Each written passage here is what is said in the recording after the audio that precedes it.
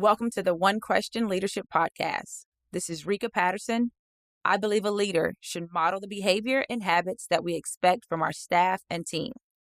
Excellence, work ethic, grace, forgiveness, and love.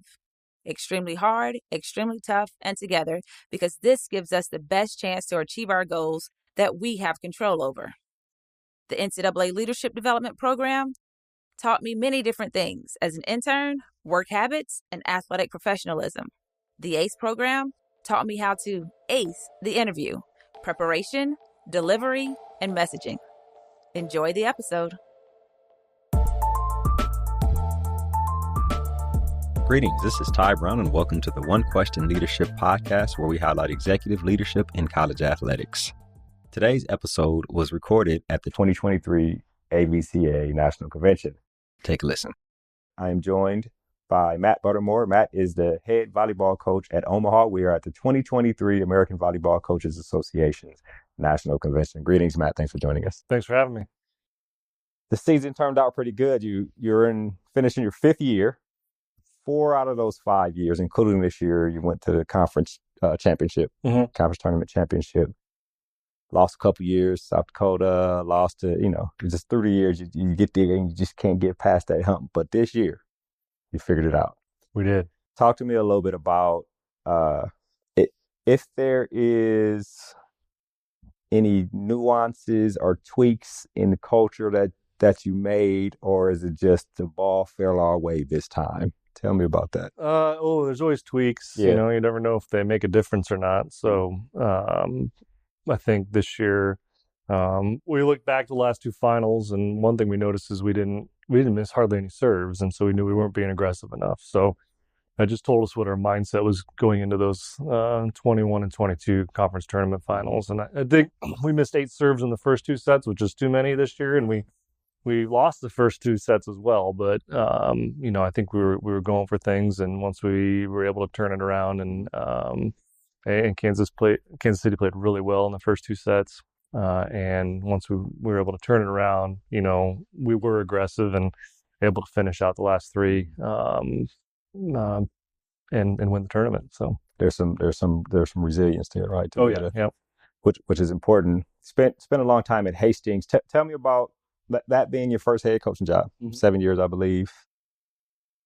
You get another job, and you have your habits set, but coming in, I can't be the same coach I was because this is a different institution. So tell me about when you get to Omaha 5 years ago, where you were as a head coach and how you evolved over the last couple of years. Yeah, I wanted to make sure we weren't coaching out of fear. So, if there was something we wanted to change from Hastings, I went for it. We changed our blocking when I got here. That I was starting to make the change at Hastings, and so and this job kind of came open a little bit later when jobs come open. Rose retired a little later, and so I had to make a decision. Do I want to keep trying to train? This is just an example. This blocking this way, or do I want to go back to my old way that I already know? Yeah.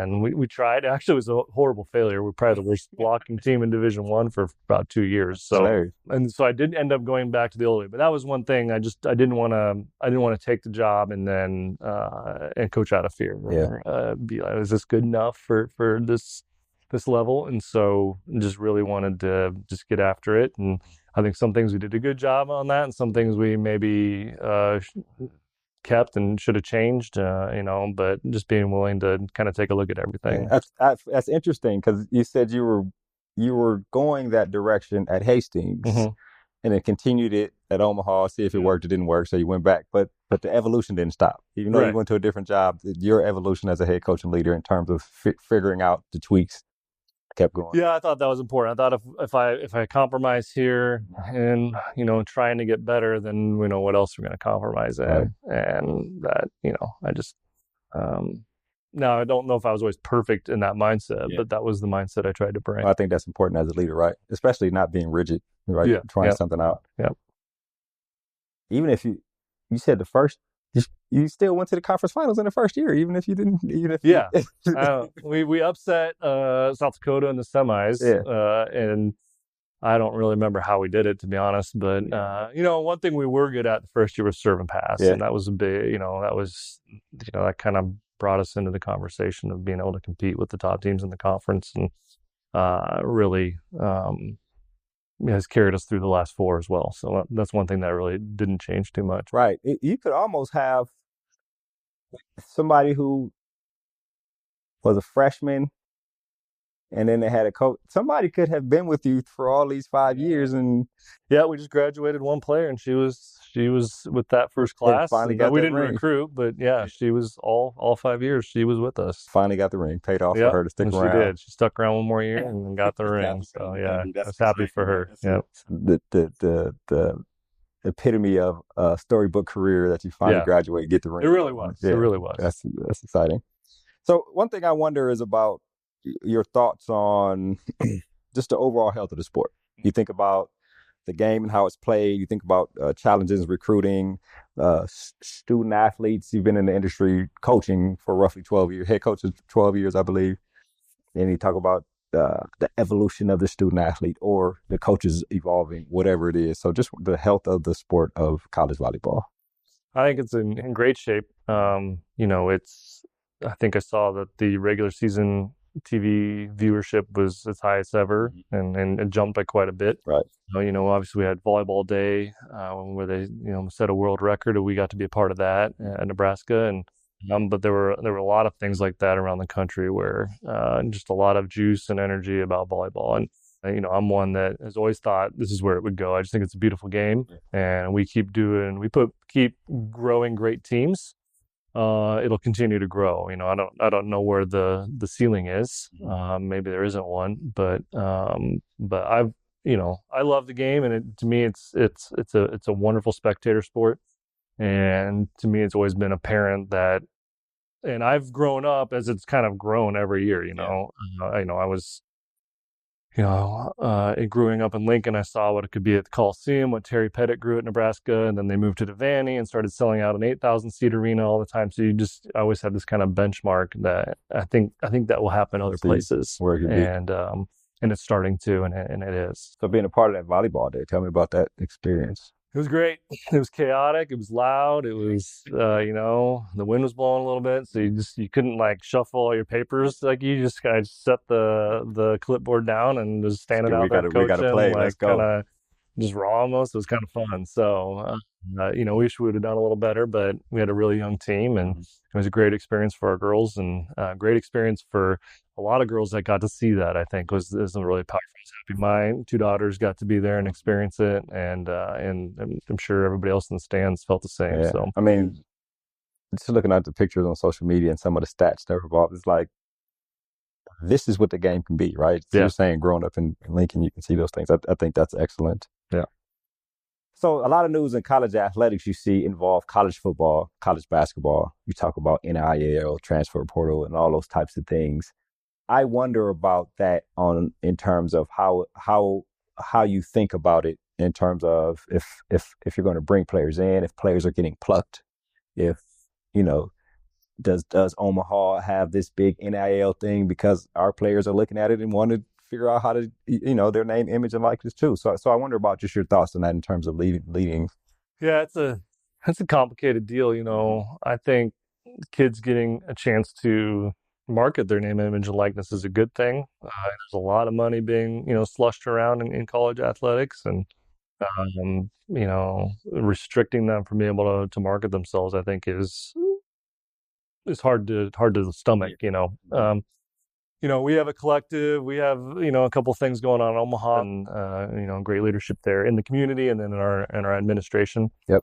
And so, we've had players with NIL, smaller, certainly NIL deals and things. But, I think, you risk when you look at the football and basketball, they're almost in their whole nother world. So, and you just wonder, will you lose some of the charm of college sports, and is that important? I don't know if that's important. I enjoy watching the NFL and stuff. So, when they throw it, they catch it a lot more than they do in college. And I just always enjoy that more. So, but is it going to lose that charm of, the kids playing the game and what is money doing to the sport. Right. What about transfers? Yeah, we haven't seen that to the degree. Well, you've seen that a little bit. I think I haven't.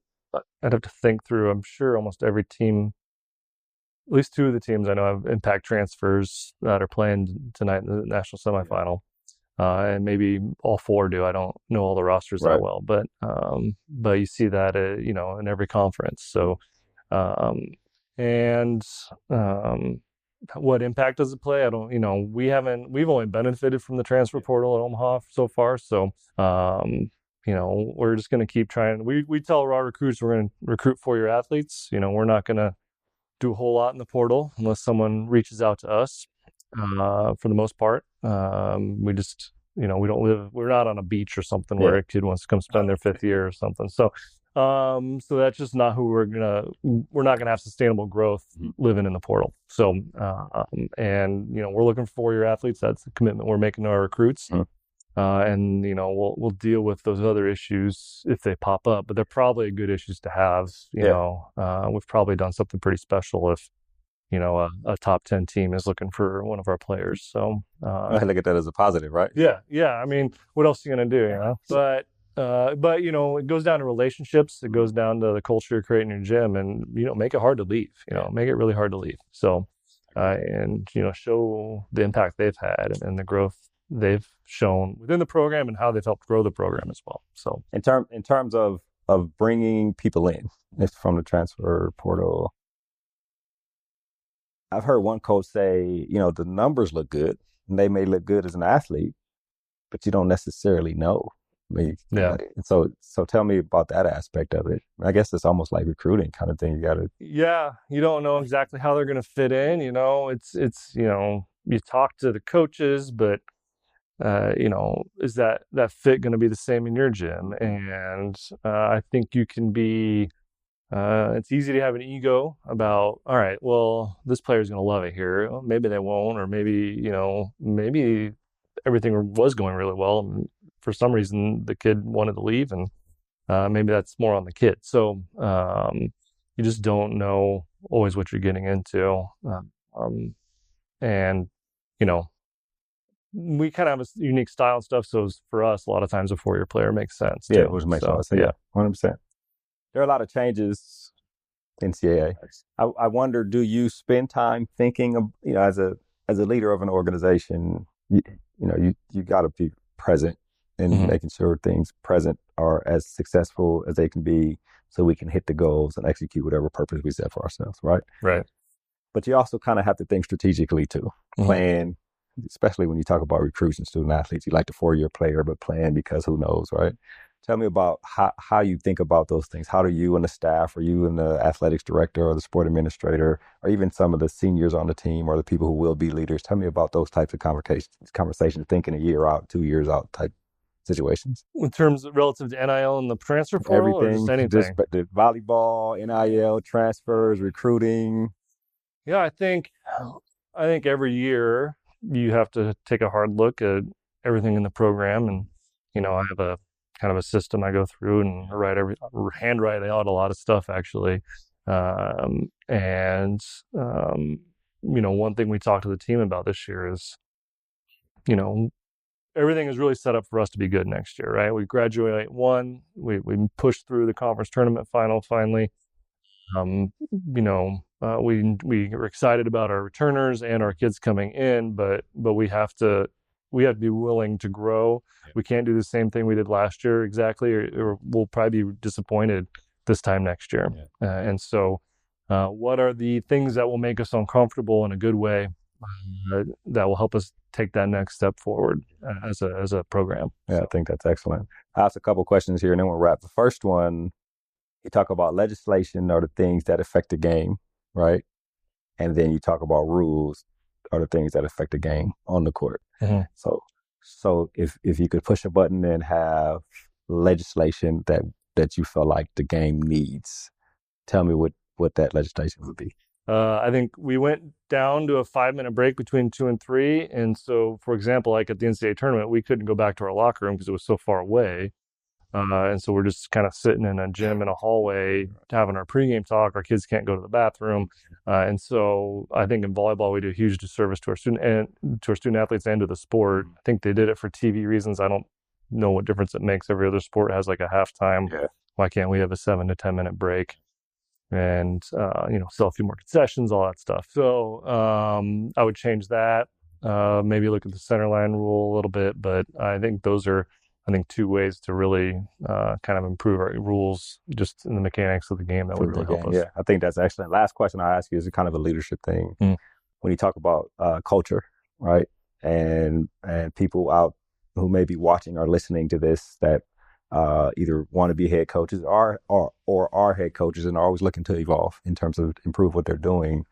What are one or two things that you think are necessary to develop an excellent culture for a program or organization? Yeah, there's a great Hugh McCutcheon quote I read the other day. It said, "It's not about you, but it is up to you." And so you have to, it's a weird thing. Like you have to have the ego to tell the AD, like, I'm the person to lead this program to glory, right? So whatever the next step is for that program, whether it's in national championships, NCAA tournament, whatever. So, but you have to have the humility to be able to examine everything. And so that is the wire you have to walk as a head coach, and bringing in assistants and empowering them to do things as well.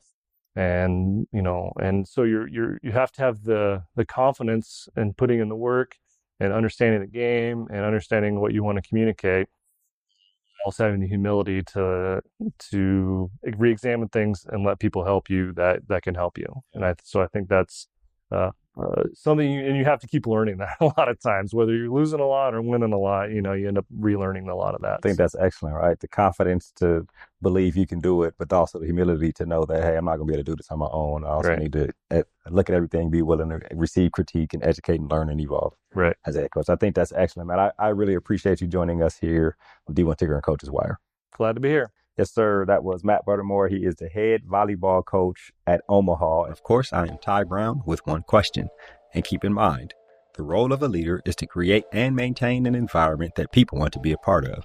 And as always, be better tomorrow than you are today.